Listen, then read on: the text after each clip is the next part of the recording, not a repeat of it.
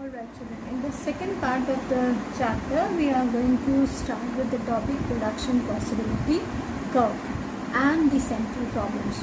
We had already seen the various problems that an economy is facing in the form of what to produce, how to produce, for whom to produce, and many other problems. Now, as the caption suggests, production possibility curve, this concept is going to let us know what are the various possibilities in the production available that can be shown in the form of a curve or on a curve. Such a curve is known as production possibility curve. We can define production possibility curve as is a curve which shows various combinations of two goods that can be produced with available technique and given amount of resources. Now there are certain assumptions that you will be seeing just after discussing this definition. But what is the definition saying? That it shows the various combinations of two goods. So we will be taking up two goods, and that those two goods will be plotted on the table also and on the curve also, that can be produced with available technique. Now the technique of production, we assume that it is given and with given amount of resources. Resources are also given and the production technique is also given, and both of them cannot be changed, right? Now let us come to this schedule. Now the schedule shows 4 columns over here. The first column is talking about the production possibility combinations. We have taken two goods, butter and guns. As you can see, one is a civilian good and the other is a non-civilian good. Butter is a civilian good and guns are non-civilian goods, right? So let us see the various possibilities. We have various combinations in the form of A, B, C, D, E and F.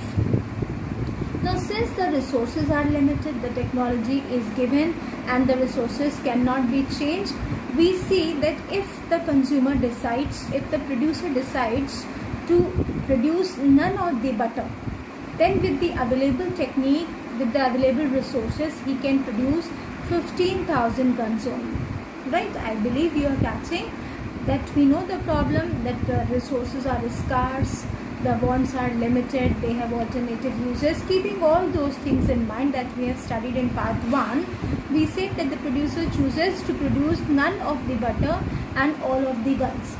If he chooses all of the guns, then 15,000 guns can be produced. But when he produces 15,000 of guns, he comes to know that he is needing this butter also, which is a civilian good. So he says that I'll be needing 1 million kg of butter. Now when he produces 1 million kg of butter, he has to sacrifice some amount of guns because the resources are limited. So the production of guns falls down from 15,000 to 14,000, right? Furthermore, he moves on and then he needs that I need to have more of butter. Again he adds 1 million kg of butter to the production and he has to sacrifice again, and this time he is sacrificing 2,000 guns and he is only producing 12,000 guns. So as we move on, again he says 3 million kgs of butter.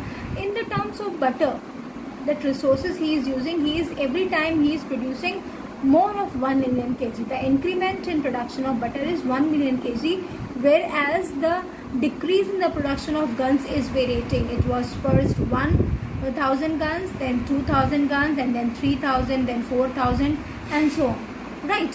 So this is what we are saying. Now the last column in the table says marginal opportunity cost of butter in terms of guns.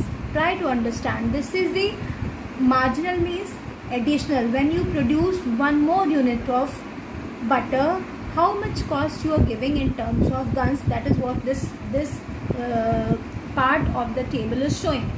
When you started, you gave up 1,000 of guns, so the marginal opportunity cost of producing butter in terms of guns was 1,000 guns.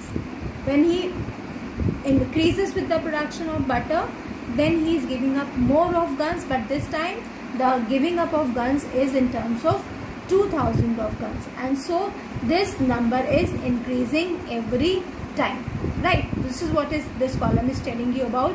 1, 2, 3, 4, 5 is the marginal opportunity cost of butter in terms of guns. So we can put this entire scenario into form a simple economy case, where we can say that there is a simple economy, suppose, which has to produce only two goods, and we have taken one civilian and the other is non-civilian. Let these goods be butter and guns, which illustrate the problem of choosing, right? The two guns are there and the consumer, the producer, has to choose in between these two goods. So we have already studied the problem of choice, where when we were studying the problems that all the economies are facing. So choosing between civilian and non-civilian goods.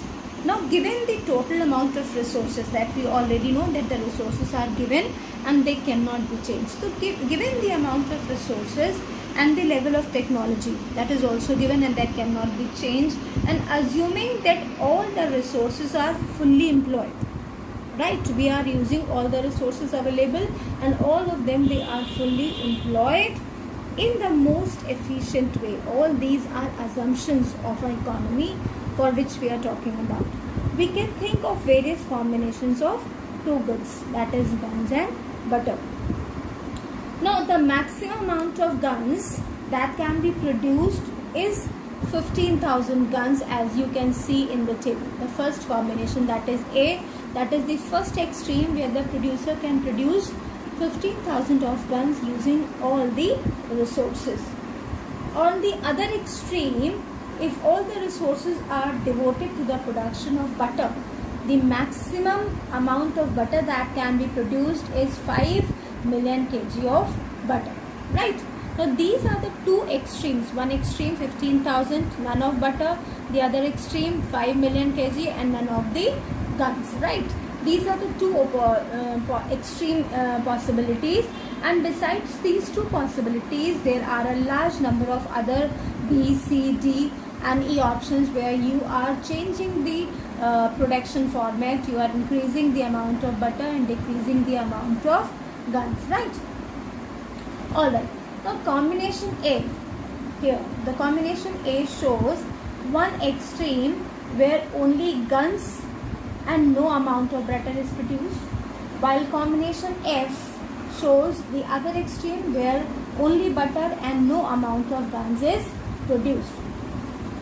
Now B, C, D and E shows other possibilities where both combinations A to F, guns are transformed into butter, not physically, but by diverting the resources from the production of guns to the production of butter. I hope you are catching that the following combinations in between A and F, B, C, D and E. Here we are seeing that we are transforming the resources from the production of guns to the production of butters, not physically, but in the form of by diverting the resources from the production of guns to the production of butter. Now the same schedule can be shown with the help of graph also, or we can say we can depict the entire table, the entire information in the form of graph also. That graph is known as production possibility curve. Now let us see.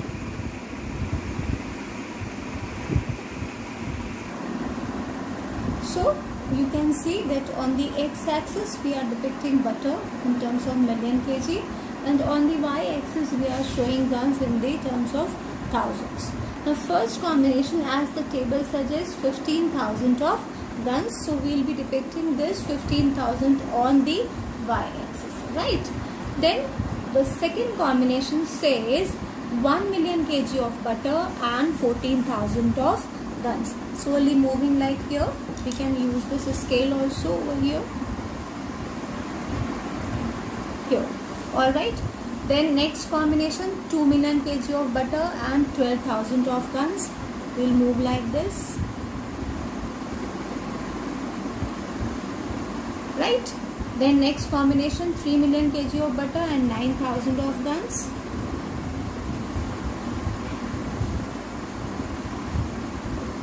Then 4 million kg of butter and 5,000. and then last is all of butter and none of 1 on the x-axis. Now when we match the locus of all these points, we get our production possibility curve showing combination A, B, C, D, E and F. Alright, so what we can say is that by joining these points A, B, C, D, E and F, we get a curve which is known as the production possibility curve or transformation. Alright, transformation curve. Why you are saying it transformation? Because you are transferring resources or you are diverting the resources from the production of guns to the production of butter, right? So we can say a production possibility curve is the curve which shows various combinations of two goods. Alright, two goods that can be produced with available technique and with given amount of resources. Now this production possibility curve, which shows the society's menu, that is your and my choice, society's menu of choice between two goods. It tells us that if the economy wants to produce more of one commodity, right, more of one commodity, then it will have to transfer or divert the resources from the production of this commodity to the production of the other commodity. Now there are certain assumptions for this curve. The first assumption is that the amount of resources are given and they are fixed. The second assumption of this concept is that there is no change in technology, right? On the basis of these assumptions, we are drawing this both the things, right? Then third is all the productive resources are fully employed, and so we said that if all the resources are used over here, then only 15,000 of guns can be produced, and here we are saying that when we are using all the productive resources, we are producing only 5 million kg of butter and none of guns. So all the productive resources are used and they are fully employed, and then resources are not equally efficient in the production of all goods. Now this can be understood by this column, that is marginal opportunity cost of butter in terms of goods. What is happening over here? You can see that this marginal opportunity cost of butter in terms of guns is increasing. This is because the resources are not equally efficient in the production of guns also and butter also, right? If this would have been so, then the amount of gun and butter would have been the same. But since the resources are more suited to the production of guns, that's why more of resources are required to produce butter every time we are incrementing the amount of butter. So the assumption says that the resources are not equally efficient in the production of all the goods. This implies that as resources are transferred from one use to another, there is decrease in their efficiency, resulting in increase in the cost of production, right? So this is what you mean by production possibility curve.